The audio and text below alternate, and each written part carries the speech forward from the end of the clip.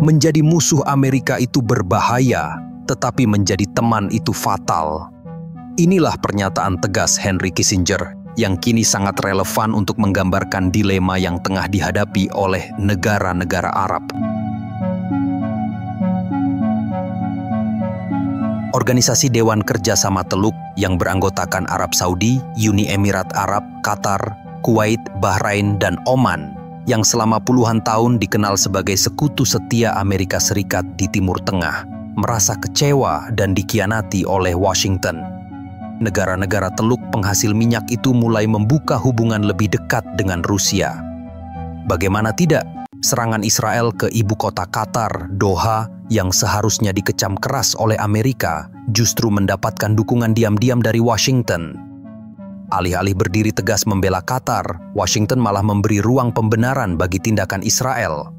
Menghancurkan Hamas adalah tindakan yang layak, ujar Karoline Leavitt, sekretaris pers Gedung Putih dalam sebuah konferensi pers. Sayangnya kelompok itu berada di Doha. Lanjutnya, seolah mengabaikan fakta bahwa Israel telah membombardir ibu kota sebuah negara berdaulat yang merupakan sekutu dekat Amerika sendiri. Karoline Leavitt menyatakan, pagi ini, pemerintahan Trump diberitahu oleh militer Amerika Serikat bahwa Israel menyerang Hamas, yang sayangnya terletak di sebagian wilayah Doha, ibu kota Qatar, dan secara sepihak mengebom di dalam Qatar, sebuah negara berdaulat yang merupakan sekutu dekat Amerika Serikat. Namun, melenyapkan Hamas, yang telah mengambil untung dari penderitaan penduduk Gaza, adalah tujuan yang layak. Mari kita cermati lagi pernyataan Caroline ini. Ada dua hal yang paling memancing kemarahan. Pertama, ia menyebut serangan ke Doha dengan kalimat, sayangnya terletak di sebagian wilayah Doha, seolah memberi pembenaran bagi Israel untuk mengebom wilayah negara lain.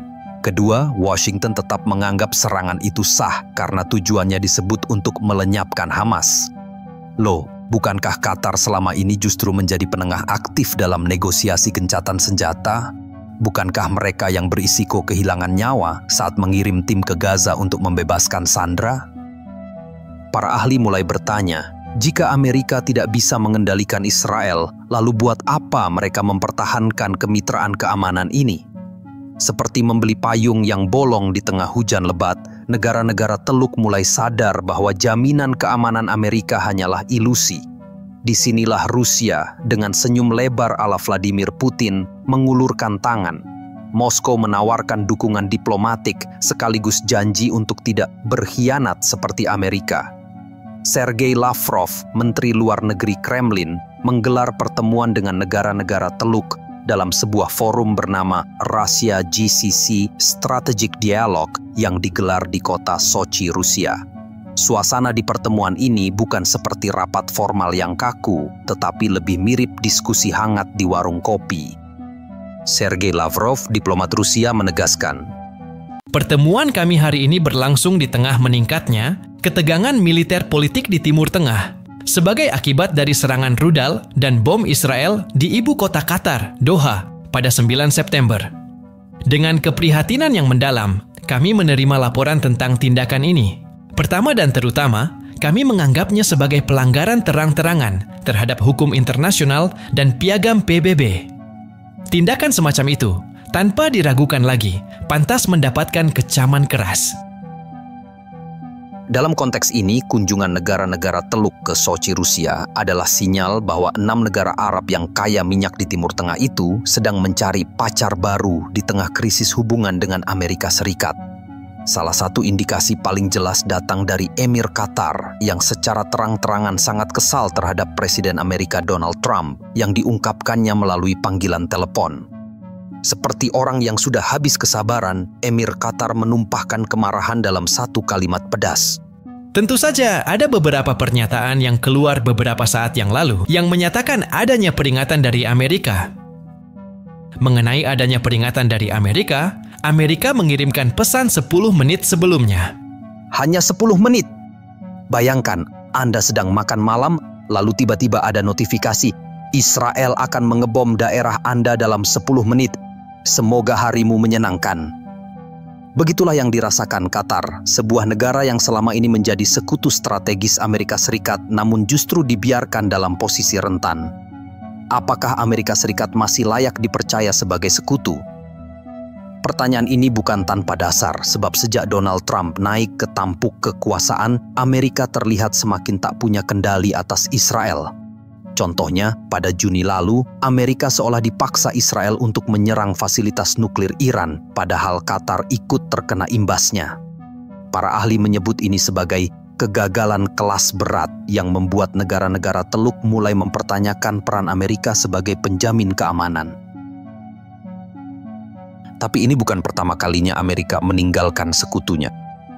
Tahun 1979, Shah Reza Pahlavi di Iran, sekutu dekat Washington, digulingkan oleh revolusi Islam. Saat ia meminta perlindungan dari Amerika, pemerintah Amerika malah ragu-ragu. Iran jatuh ke tangan Ayatollah Khomeini, dan sejak itu jadi musuh bebuyutan Amerika. Lalu Afghanistan. Di masa Perang Dingin, Amerika menyuplai senjata dan dana ke mujahidin untuk melawan Uni Soviet. Tapi setelah Soviet mundur, Afghanistan ditinggalkan. Yang tersisa hanyalah reruntuhan, perang saudara, dan runtuhnya ekonomi. Di Irak, Saddam Hussein dulu adalah mitra Amerika ketika melawan Iran.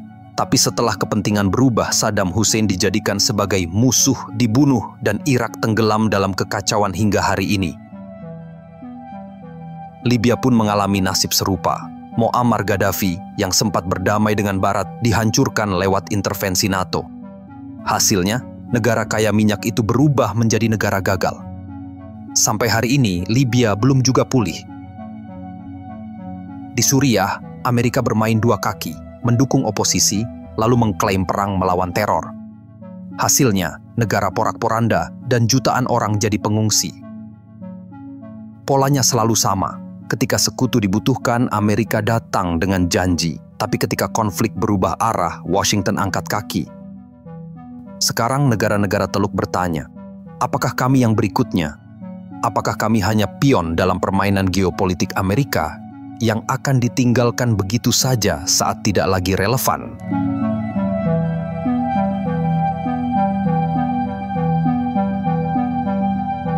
Ditinggalkan Amerika. Sejarah kelam sekutu yang dikhianati.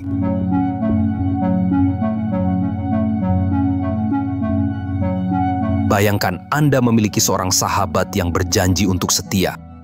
Tapi begitu Anda benar-benar membutuhkannya, ia tiba-tiba pergi tanpa kabar, meninggalkan Anda berdiri sendirian di tengah badai. Itulah gambaran sederhana dari hubungan Amerika Serikat dengan banyak sekutunya. Bukan rahasia lagi bahwa Amerika, dengan kekuatan militernya yang digadang-gadang sebagai penjaga perdamaian dunia, justru kerap kali meninggalkan atau bahkan menghancurkan negara-negara yang pernah setia berada di sisinya. Pola ini bukan kebetulan. Ini adalah sejarah berulang yang terukir dalam reruntuhan kota-kota yang dulunya stabil, hingga akhirnya porak-poranda karena janji-janji kosong dari Washington. Mari kita lacak jejak sejarah ini dari Iran hingga Libya, dari Afghanistan hingga Suriah, di mana Amerika bukan hanya gagal melindungi sekutunya, tapi justru menjadi arsitek kehancuran mereka.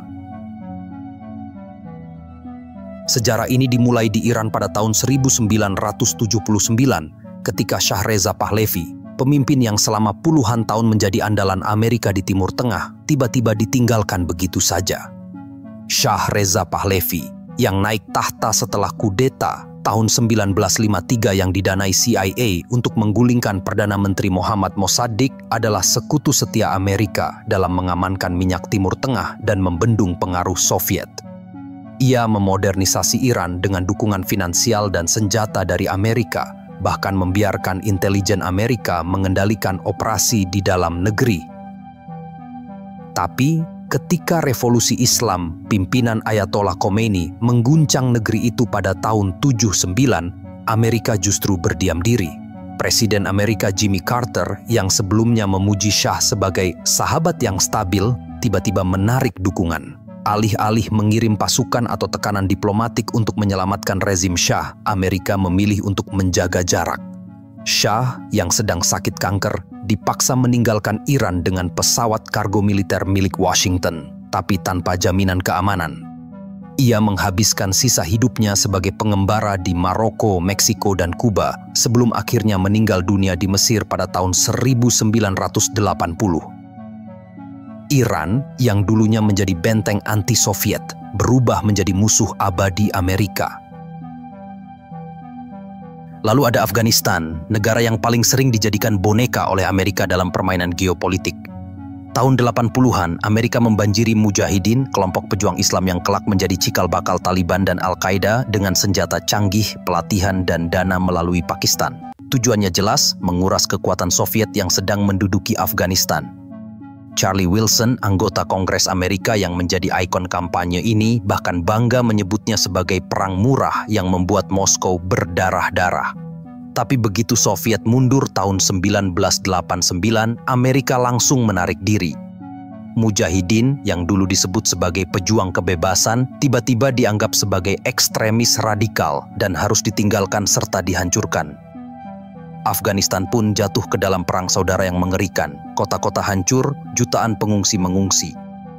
Lalu tahun 2001, Amerika kembali datang setelah peristiwa 11 September 2001, menggulingkan Taliban dan menjanjikan demokrasi baru. Tapi selama 20 tahun, Amerika gagal membangun pemerintahan yang stabil. Korupsi merajalela, sementara pasukan Amerika lebih sibuk membangun pangkalan daripada memperkuat institusi lokal. Dan pada Agustus 2021, ketika Taliban kembali menyerbu Kabul, Amerika kabur dalam semalam, meninggalkan sekutu lokalnya. Dalam hitungan hari, pemerintah yang dibangun Amerika runtuh seperti kartu remi. Bandara Kabul menjadi saksi bisu adegan mengerikan. Warga berlarian mengejar pesawat evakuasi. Ada yang terjatuh dari roda pesawat, sementara pasukan Amerika hanya bisa menembakkan tembakan peringatan. Apa yang tersisa? Rasa malu, keputusasaan, dan pertanyaan, mengapa sekutu selalu jadi korban ketika Amerika butuh keluar dari masalah? Libya adalah contoh paling nyata dari kebijakan Amerika yang gegabah. Tahun 2011, Presiden Barack Obama dengan dukungan NATO melancarkan intervensi udara untuk menggulingkan Muammar Gaddafi, pemimpin yang sebelumnya direhabilitasi sebagai sekutu Amerika melawan terorisme setelah peristiwa 11 September. Gaddafi yang pernah menyerahkan senjata nuklirnya tahun 2003 demi berdamai dengan Barat, dihancurkan atas dasar klaim pelanggaran HAM di Benghazi. Tapi begitu Gaddafi dieksekusi secara brutal di jalanan pada Oktober 2011, Amerika dan sekutu Eropa langsung pergi. Libya, yang dulunya negara paling makmur di Afrika Utara, berubah menjadi medan perang bagi milisi bersenjata. Kota Benghazi hancur, jalur migran ilegal meledak dan ISIS sempat menguasai wilayah pesisir. Tahun 2019, ketika Jenderal Khalifa Haftar yang dulu dilatih oleh Amerika di Fort Bragg melancarkan serangan ke Tripoli, Amerika kembali berdiam diri. Mereka tidak membela pemerintah sah Libya yang diakui PBB, tapi juga tidak mendukung Haftar secara terbuka. Hasilnya, Libya terpecah menjadi dua pemerintahan, ribuan warga sipil tewas, dan Eropa diserbu pengungsi. Obama sendiri mengakui kegagalan ini pada tahun 2016. Kesalahan terbesar saya di kepresidenan adalah tidak mempersiapkan pasca Gaddafi. Tapi pengakuan itu datang terlambat saat Libya sudah menjadi negara gagal. Pola ini mendukung lalu menghancurkan atau meninggalkan bukanlah kebetulan. Amerika melihat sekutu sebagai alat, bukan sebagai mitra. Ketika alat itu tidak lagi dibutuhkan, atau ketika biaya politik dalam negeri terlalu tinggi, seperti protes warga Amerika atas korban militer, Amerika dengan mudah melempar dan membuangnya, bahkan menghancurkannya. Shah Iran dikorbankan demi citra HAM di era Carter. Mujahidin Afghanistan dimusuhi setelah Soviet pergi. Gaddafi dijatuhkan. Semua ini menunjukkan satu hal. Amerika tidak peduli pada stabilitas jangka panjang. Yang mereka pedulikan hanyalah keuntungan sesaat. Tapi ada juga yang berargumen, bukankah Amerika juga membantu banyak negara? Tentu, Jepang dan Jerman pasca Perang Dunia II adalah contoh sukses rekonstruksi.